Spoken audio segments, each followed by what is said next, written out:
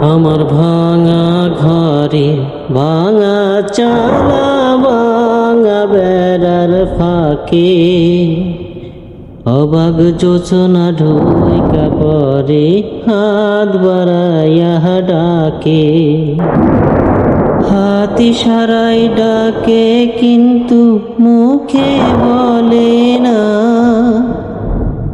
আমার কাছে আইলে বন্ধু আমারে পাইবা না।